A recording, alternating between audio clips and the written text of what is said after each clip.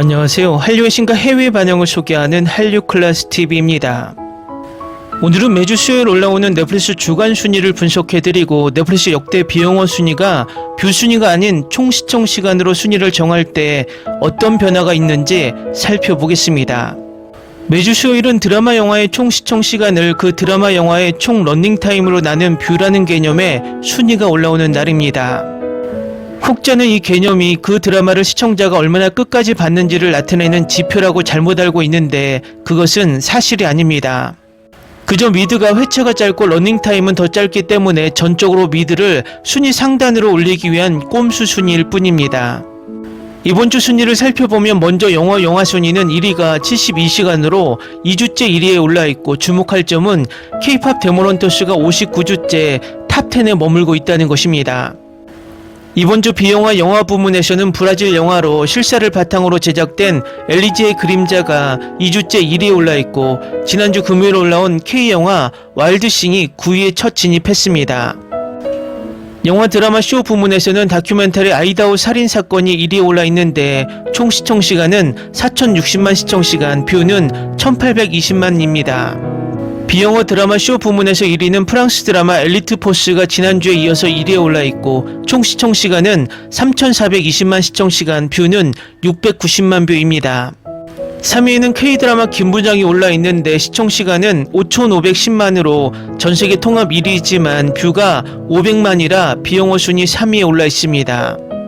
5위는 K드라마 오사카년에, 6위는 동궁, 8위는 참교육, 9위는 아파트가 올라있습니다. 이번 주도 비영어 탑10 순위에 5개의 K드라마가 있습니다. 총 시청시간만으로 순위를 정하면 영어 비영어 통합 1위는 김부장이라 우리가 가시적으로 보는 순위가 매우 괴리감이 느껴집니다. 여기서 주목할 점은 바로 참교육입니다. 참교육은 총 누적 시청시간 6억 6,200만 시청시간, 6,200만 뷰로 넷플릭스 역대 순위 탑10에 올라 있습니다. 또 총 시청시간만으로 보면 역대 6위에 해당합니다. 이 순위는 우리가 그렇게 열광했던 지금 우리 학교는가 더 글로리를 뛰어넘는 순위라는 것입니다. 하지만 참교육은 매번 미드에 밀려서 1일 순위에서 일주일 정도밖에 1위를 하지 못했습니다. 재밌는 비교를 하자면 무려 5주 동안 1위 자리에서 내려오지 않았던 미드 아이를 파인드 유는 역대 영어 9위에 올라있는데 총 누적 시청시간이 5억 8,510만 시청시간입니다. 참교육보다 무려 7천만 시청시간이 적지만 미드 아이를 파인드 유는 5주 연속 1위, 참교육은 불과 일주일 동안 1위가 전부입니다. 미드 아이를 파인드 유가 재미없는 드라마라고 말하는 것이 아니라 두 드라마를 비교할 때 참신성이나 재미면에서는 참교육이 훨씬 뛰어나다는 것입니다. 전세계 시청자 평가도 똑같습니다. IMDb 평점을 비교하면 참교육은 10점 만점에 8.5점, 아이를 파인드 유는 10점 만점에 7.1점이고 미국 시청자가 가장 많이 참여하는 로튼토마토 평점에서는 참교육은 전문가 만족도 90%, 시청자 만족도 95%이지만 아이를 파인드 유는 전문가 만족도 63%, 시청자 만족도 60%입니다. 결국 미국 시청자들도 아이를 파인드 유의 평가는 저의 개인적인 생각과 비슷한 것 같습니다. 그냥 한번 볼만한 드라마이지 역대 9위까지 올라갈 드라마는 절대 아니라는 것입니다. 이유는 그냥 지금까지 나온 미국 범죄 스릴러의 소재, 감옥, 탈출, 음모를 그냥 섞어놓은 클리셰 번복의 뻔한 스토리라는 것입니다. 그렇다고 반전이 와하고 박수를 칠만한 것도 아니고 액션이 엄청나게 뛰어난 것도 아니고 K드라마를 흉내내기 위해서 옆에 조연들의 서브 캐릭터를 살리려고 형사 분열을 활용했지만 임팩트는 크지 않았습니다. 그냥 흔한 미드 그 이상 그 이하도 아닌 드라마가 제 개인적인 평가였지만 넷플릭스가 너무 과도하게 미드 1위 밀기로 이 드라마를 역대 영어 9위까지 올려놓는 짓을 했습니다. 오징어 게임 시즌1의 시청시간으로 1위에 오를 때 전세계 비영어 드라마 역대 순위는 오징어 게임, 지금 우리 학교는, 더 글로리, 이상한 변호사 우영우 총 4개의 작품이 비영어 역대 순위에 올라 있었지만 뷰 순위로 바뀌기 전 참교육이 역대 순위에 진입하기 전까지는 오징어 게임 시즌 1, 2, 3만이 탑10 순위에 올라 있었습니다. 결과적으로 다시 4작품이 순위에 올라 있지만 실질적으로는 2개의 작품이 역대 순위에 있는 것과 마찬가지입니다. 기존 순위 방식대로 순위를 정한다면 지금 이 역대 비영어 순위에는 총 8개의 한국 작품이 순위에 올라 있어야 정상입니다. 1위에서 3위까지는 오징어 게임, 4위에 종이의 집 파트 5, 5위에 종이의 집 파트 4, 6위에 눈물의 여왕, 7위에 지금 우리 학교는, 8위에 이상한 변호사 우영우, 9위에 참교육, 10위에 더 글로리입니다. 이번 그래미가 아시안상을 만들어 K-팝을 아시아라는 울타리에 가둬두려고 했다면 넷플릭스의 뷰 순위는 K-드라마를 전세계 1위 자리에 오르지 못하게 하는 하나의 꼼수 방지책입니다. AI에게 이렇게 질문을 해봤습니다. 넷플릭스 뷰 순위가 미국 드라마, 한국 드라마 어떤 드라마의 순위에 더 유리하지? 그 대답은 이렇습니다. 넷플릭스의 주간 글로벌 탑10 순위 산정 기준인 뷰 순위 방식은 구조적으로 한국 드라마보다 미국 드라마에 더 유리하게 작용합니다. 한국 드라마 분리 대다수 K-드라마는 한 시즌이며 회당 러닝타임도 60에서 70분에 12부작에서 16부작 총 러닝타임이 15에서 20시간에 육박합니다. 분모가 너무 크기 때문에 엄청나게 많은 사람이 끝까지 보지 않는 한 높은 뷰수를 기록하기 어렵습니다. 미국 드라마 유리 넷플릭스 오리지널 미드는 대개 한 시즌이 회당 시간 40에서 50분, 8부작에서 10부작, 총 러닝타임이 6에서 8시간 정도로 짧습니다. 분모가 작기 때문에 시청자들이 앞부분 몇 회만 가볍게 찍어 먹듯 시청하더라도 누적 시청시간 대비 계산되는 뷰수가 훨씬 뻥튀기 되어 순위에 높게 올라갑니다. 한국 드라마 TVN, JTBC 등 국내 방송사와 협업하여 주 2회씩 순차 공개되는 K-드라마의 경우 러닝타임은 매주 늘어나는데 전체 에피소드가 다 열리지 않아 초반 주간 차트에서 뷰수를 확보하는데 매우 불리합니다. 미국 드라마는 시즌 전체 분량이 한 번에 전 회차가 공개되는 경우가 많아 공개 첫 주부터 글로벌 팬덤이 화력을 집중해 높은 뷰수를 만들어내기 쉽습니다. 제가 이런 불합리한 부분을 3년 전부터 지속적으로 제기하지만 일부 시청자들은 이런 대답을 합니다. 순위가 뭐가 중요해? 그냥 뷰 순위가 더 공정한 것 같은데 우리나라 드라마가 인기가 떨어져서 순위가 떨어지는 것 뿐이야. AI는 이렇게 답합니다. 한국 드라마가 미국 드라마를 뷰 순위에서 이기려면 기본적으로 3배는 더 시청시간을 늘려야 한다. 순위가 왜 중요할까요? 순위는 엄청나게 중요합니다. K-드라마가 전 세계적으로 평가받는 이유는 그동안 넷플릭스에서 보여준 순위 성적이 엄청나게 큰 몫을 차지했다는 것은 누구도 부인하지 못하는 사실이고 이 순위 때문에 K-드라마를 처음 접한 해외 시청자들도 K-드라마를 보게 만드는 유입수단으로 사용되었고 미드보다 재밌는 컨텐츠도 존재한다는 사실을 알리게 된 계기도 되었습니다. BTS도 전세계 최고의 가수로 우뚝 섰던 이유 또한 빌보드 순위를 계속 씹어먹을 정도로 1위를 많이 했다는 객관적인 지표가 있기 때문입니다. 지금은 BTS의 이 성과가 당연시되어서 순위나 상이 필요 없는 그룹이 되었지만 초반 빌보드 순위는 중요한 이정표가 되었습니다. 넷플릭스 순위도 마찬가지입니다. K-드라마가 계속 순위에서 미드에 밀리면 K-드라마는 퀄리티가 떨어졌다는 소리가 나오고 전세계 시청자들은 미드보다 재미없는 드라마로 가스라이팅 된다는 것입니다. 그리고 국내 일부 시청자들도 K-드라마 순위만 보고 벌써 퀄리티가 떨어졌다고 이런저런 소리가 나오며 스스로 우리 드라마를 폄하하는 여론이 나오기 시작합니다. 기존 순위였다면 드라마 참교육은 지금의 이슈보다 100배는 더 떠들썩하게 전세계 역대 10위에 올랐다는 뉴스가 국내 뉴스로 난리가 났을 것입니다. 그렇지만 국내나 해외 언론에서도 이 이슈를 크게 다루는 언론이 적다는 것입니다. 그것은 그동안 참교육보다 시청시간이 7천만 시간이 적은 미드 I'll Find You가 모든 이슈를 빨아들였기 때문입니다. 이것은 전세계 시청자들을 넷플릭스가 꼼수 순위로 미드가 전세계 최고다라고 가스라이팅을 하고 있고 그 가스라이팅이 먹히고 있다는 방증인 것입니다. 결국 BTS가 그래미를 보이콧한 이유가 그래미의 불공정함 때문인데 넷플릭스의 순위 꼼수 또한 그 못지않는 불공정함이라는 것을 계속 열어놔야 할 필요가 있다는 것입니다. 그리고 가장 큰 대안은 우리 OTT들이 국내에서 머물지 말고 우리 컨텐츠를 가지고 글로벌 OTT로 성장해야 미국 OTT와 경쟁을 하면서 이런 불공정을 넷플릭스 스스로 내려놓게 만들게 해야 한다는 것입니다. 가장 중요한 것은 제주는 K-드라마가 부리고 돈은 넷플릭스가 벌어가는 구조를 이제는 우리가 우리의 IP를 가지고 전 세계에서 정당한 수익을 얻는 구조로 바꿔 나아가야 우리의 미래 산업을 키울 수 있다는 것입니다. 본 영상은 서구 중심의 서사에 지친 글로벌 시청자들이 왜 K-드라마에 열광하는지 외신의 시각을 인용해서 심층 분석합니다. 오늘 분석은 세 가지 방향성으로 정리하는데 첫 번째는 전세계 드라마판의 지각 변동입니다. 할리우드가 매너리즘과 과도한 자극성에 빠진 사이 K-드라마가 보편적 정서와 탄탄한 서사로 글로벌 안방극장을 장악했습니다. 두 번째는 K-드라마의 핵심 4대 경쟁력입니다. 감정적 유대감, 예측 불가능한 장르 하이브리드, 날카로운 현실 반영, 합리적인 제작비 대비 높은 비주얼 퀄리티입니다. 세 번째는 패러다임 전환입니다. 미국 드라마를 한국이 리메이크하던 과거와 달리 이제 할리우드가 한국 웹툰과 드라마 IP를 확보하기 위해 판권 전쟁을 벌이는 뉴 노멀 시대로 진입했습니다. 할리우드 제국의 균열과 할리우드의 부상, 오랫동안 글로벌 문화 영토의 절대 군주로 군림해온 미국 드라마의 초롱성에 균열이 가고 있습니다. 수십 년간 전세계 시청자들의 안방극장을 독점하며 문화적 스탠다드를 규정했던 할리우드식 서사가 매너리즘과 자극성의 늪에 빠진 사이 대한민국 서울발 컨텐츠가 그 자리를 급격히 대체하고 있습니다. 과거 아시아권의 지역적 현상이나 일부 마니아층이 하위 문화로 치부됐던 K-드라마는 이제 넷플릭스, 디즈니 플러스, 애플 TV 플러스 등 글로벌 OTT 플랫폼의 가장 강력한 흥행 보증 수표가 되었습니다. 외신들은 이 현상을 단순한 유행이 아닌 글로벌 미디어 권력 지형의 근본적인 패러다임 전환으로 분석하고 있습니다.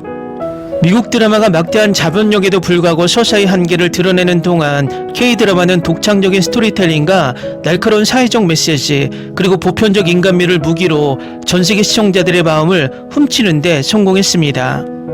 이것은 구체적인 데이터로 보면 그 격변을 바로 알 수 있습니다. 글로벌 시청 데이터는 K-드라마가 미드를 양적 질적으로 모두 압도하기 시작했음을 명백히 보여줍니다. 2021년에서 2025년까지 글로벌 OTT 플랫폼 내 비영어권 콘텐츠 시청 시간 및 점유율 추이를 살펴보면 2021년에 한국 콘텐츠 전세계 점유율 약 42%에서 2025년에는 약 62%로 매년 수직 상승하고 있음을 알 수 있습니다. 특히 넷플릭스가 공식 발표하는 글로벌 탑10 주간 차트에서 비영어권 TV 부문은 사실상 K-드라마 차트라고 불릴 정도로 한국 작품들이 상위권을 독식하고 있습니다.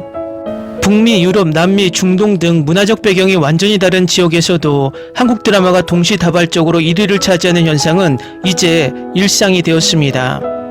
미국 시장조사기관 파롯 애널리스틱의 글로벌 수요지수 분석에 따르면 최근 3년간 미국 내에서 한국 드라마에 대한 수요는 무려 120% 이상 폭증했으며 이는 같은 기간 미국 자체 제작 드라마의 수요 성장률을 압도적인 수치로 제친 결과입니다.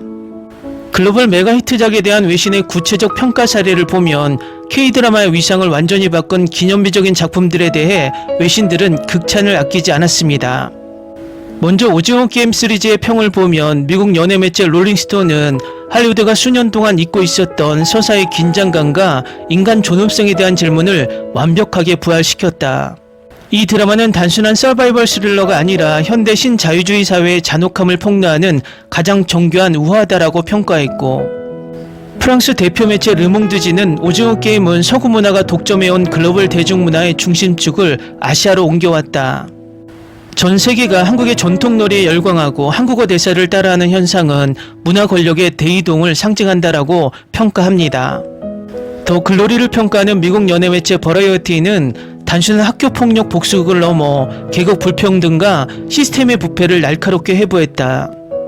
송혜교의 압도적인 연기와 김은숙 작가의 치밀한 대본은 서구의 전형적인 액션 복수극이 주지 못하는 카타르시스를 선사한다고 평합니다. 이상한 변호사 우영우를 평가하는 영국 가디언지는 자선과 동정의 시선으로 장애를 다루던 서구 미디어의 한계를 뛰어넘었다. 우영우라는 캐릭터는 전세계 시청자들에게 치유와 동시에 사회적 편견을 깨부수는 강력한 메시지를 전달했다라고 평가합니다. 최근 인기인 넷플릭스 동궁을 평가하는 미국 타임지는 한국적 미장센과 다크 판타지를 결합하여 독창적인 동양풍 오컬트 세계관을 구현했다는 평을 하며 또한 강렬한 색감 대비를 통한 우아한 영상미와 주연 배우들의 압도적인 연기가 극의 몰입도를 높였다라고 덧붙입니다. 또 최근 넷플릭스 비영어 순위 역대 10위에 오른 참교육을 비평하는 블룸버그는 넷플릭스 참교육이 전세계적인 공교육 붕괴와 교권 실추라는 보편적인 위기를 다뤄 큰 공감대를 형성했다고 분석했습니다. 다음은 미국 레딧 게시판에 왜 한국 드라마가 미국 드라마보다 재미있나라는 게시글이 올라왔는데 그 게시글에 달린 미국 영어권 네티즌 반응입니다. 미국 남편을 한국 드라마에 빠지게 했고 미국 드라마와 뭐가 다른지 물었더니 그냥 K드라마에는 마음이 있어 라고 했어요. 동의합니다. 마음과 영혼, 훌륭한 각본가 배우들. 제 약혼자도 같은 말을 했어요. K드라마는 감정과 함께 앉아있게 해줍니다. 많은 미국 드라마나 영화들이 진지한 순간을 유머로 약화시키기 때문에 마블 영화라는 고정관념이 생겼습니다. 진짜 정확한 말이야. 미국 드라마는 너무 이성적이고 차갑게 느껴지거든. 맞아, 한국 드라마는 정이 있으면서도 보수적이야. 딱 2010년 이전에 미국 드라마처럼 말이지. 예전엔 나도 대중적인 미국 드라마를 많이 봤었는데 요즘 스트리밍으로 나오는 미드들은 사랑을 그냥 원나잇 스탠드나 성관계 정도로만 가볍게 다루는 것 같아. 결정적인 차이는 한국 드라마의 진정한 공동체 의식, 깊은 우정, 그리고 관계가 차근차근 발전해 나가는 모습이 더 잘 담겨 있다는 점이야. 한국 드라마는 사람 감질나게 만드는 걸 되게 잘해. 그게 감정을 자극하는데 진짜 강력해서 결말을 볼 때까지 계속 빠져들게 만들거든. 진짜 완벽한 표현이다. 대부분의 한국 드라마는 사람 안달나게 만드는 것과 속 시원하게 해주는 것 사이의 균형을 기가 막히게 잘 맞춰. 문제는 우리가 너무 K드라마에 과몰입하게 된다는 거야. 그러다 보니 일부 극성 팬들이 배우들의 실제 연애 생활까지 통제하려 드는 선을 넘는 짓을 하잖아. 가끔은 한국 드라마가 사람들의 감정의 판도라 상자를 열어버린 게 아닌가 싶어. 미국 드라마나 영화의 로맨스는 이제 끝났어. 멀쩡하고 좋은 로맨스 스토리를 굳이 꼬아놓고는 맨날 헤어졌다 만났다 하고 파트너를 커피 갈아치우듯 바꾸고 또 비혼이나 싱글 라이프를 미화하면서 드라마 전체에서 로맨스라는 감정을 아주 싹 다 쥐어짜내서 없애버리잖아. 미드는 벌써 몇십 년째 이런 식이야. 나한테는 한국 드라마가 대부분의 경우 기승전결이 확실한 하나의 완전한 이야기인데다 딱 한 시즌으로 깔끔하게 끝난다는 게 큰 매력이야. 내가 본 한드 대부분은 보통 16부작에서 21부작 사이였고 가끔 12부작이나 50부작 이상짜리가 섞여 있는 정도였거든. 댓글 반응 잘 보셨나요? 이 댓글 반응을 보면 두 가지 관점을 볼 수 있습니다. 첫째, 불과 10년 전만 해도 미드와 K드라마를 비교하는 사람들이 없었다는 것입니다.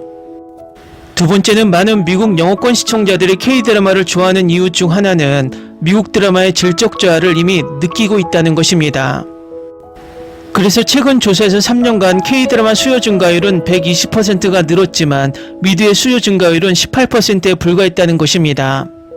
앞으로 이 부분의 차이가 더 커질수록 미드와 K드라마의 격차는 점점 더 벌어질 것으로 생각이 듭니다. 오늘 앞서 두 개의 영상으로 미국 넷플릭스의 불공정함과 K드라마가 이미 미드의 영향력을 넘어서고 있다는 소식을 전해드렸습니다.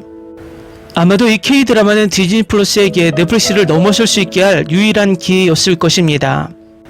하지만 디즈니 플러스는 이 드라마를 여러 OTT로 쪼개기 방법으로 전세계 시청시간도 잡히지 않을 정도로 엉망으로 방영을 하며 스스로 이슈를 시켜버렸습니다.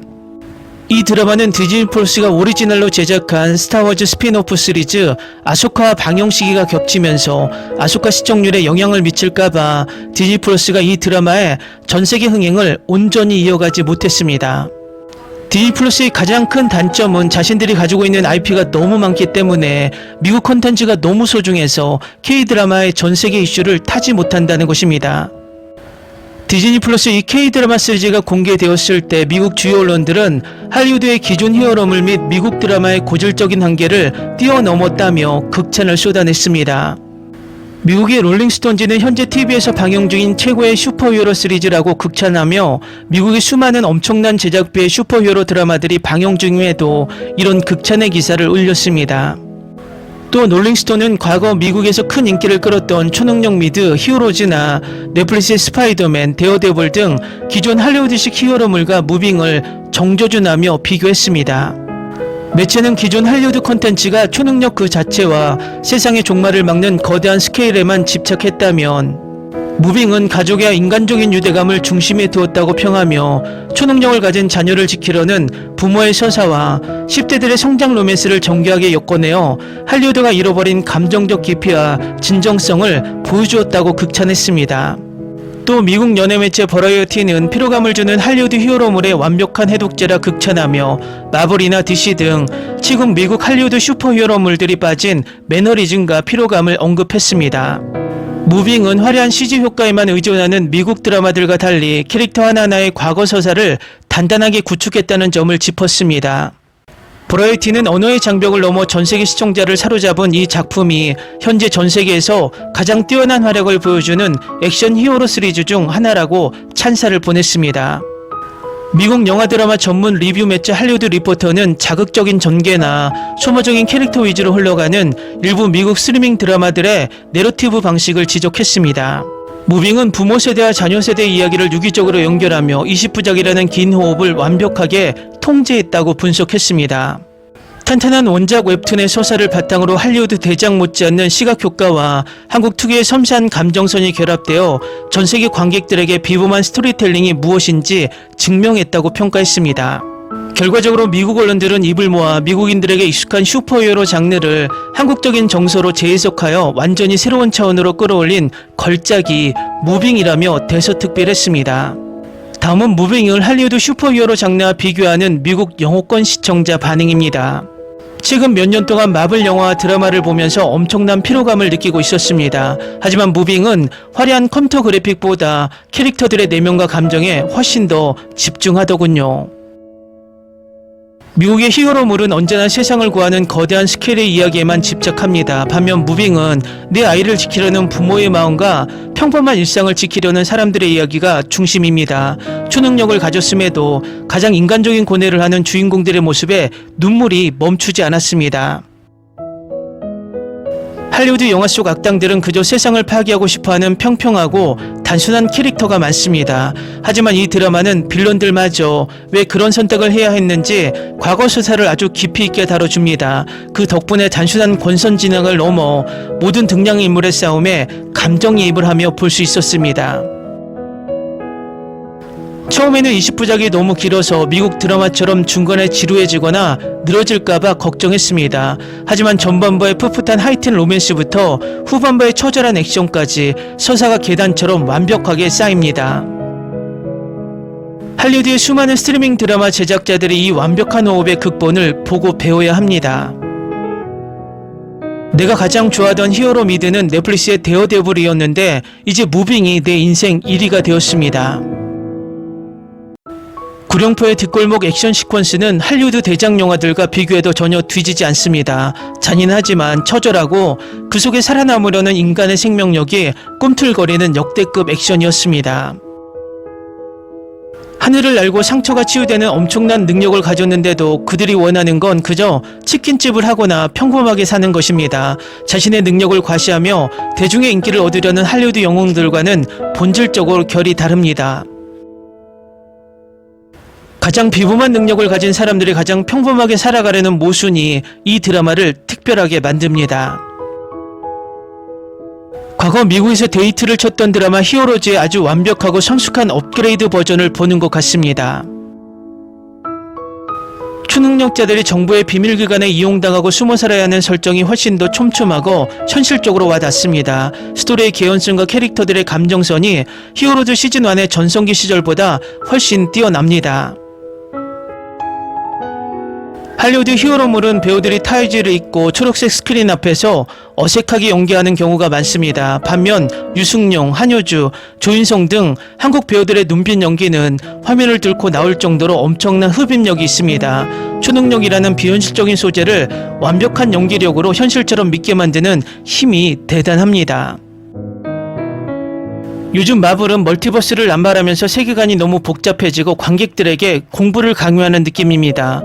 하지만 무빙은 복잡한 다중우주 없이도 남과 북의 대치라는 현실적인 배경 속에서 팽팽한 긴장감을 유지합니다. 진정한 몰입감은 마블 속 거대한 세계관이 아니라 웰메이드 대본과 연출에서 나온다는 것을 새삼 깨달았습니다. 할리우드는 수천억의 제작비를 들여 우주를 날아다니는 화려한 CG를 보여주지만 감흥이 없을 때가 많습니다. 무빙은 오히려 가공되지 않는 듯한 투박하고 처절한 날것의 육탄전을 보여주는데 그 타격감이 엄청납니다. 돈을 무지막지하게 바른 그래픽보다 탄탄한 안무와 기획이 담긴 액션이 훨씬 멋지다는 걸 증명했습니다. 댓글 반응 잘 보셨나요? 디즈니 플러스는 이 드라마의 시즌2를 이미 계획하고 제작에 착수했는데 엄청난 투자금을 들여 드라마를 제작해도 방영 행태를 고치지 않는 한 시즌1과 똑같이 스스로 이슈를 죽이게 될 것입니다. 제발 시즌2 때는 단일 OTT로 방영해서 이 걸작 K-드라마가 손해보지 않도록 하길 바랍니다.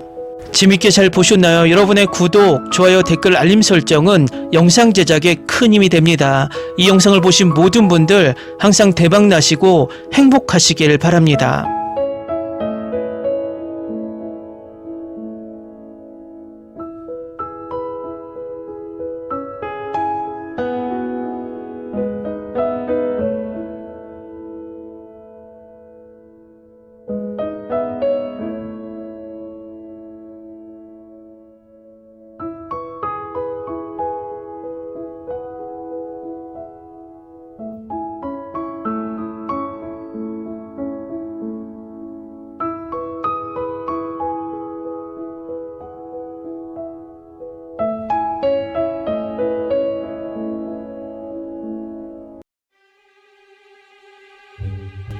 Ni se te ocurra.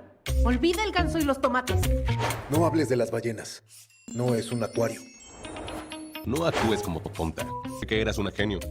¿Sí? No vayas a presumir, a la gente no le gusta eso. Y no digas cosas sin sentido. Y bueno, ¿terminamos? Hasta pronto. Abogada, tengo mucha curiosidad por conocerla.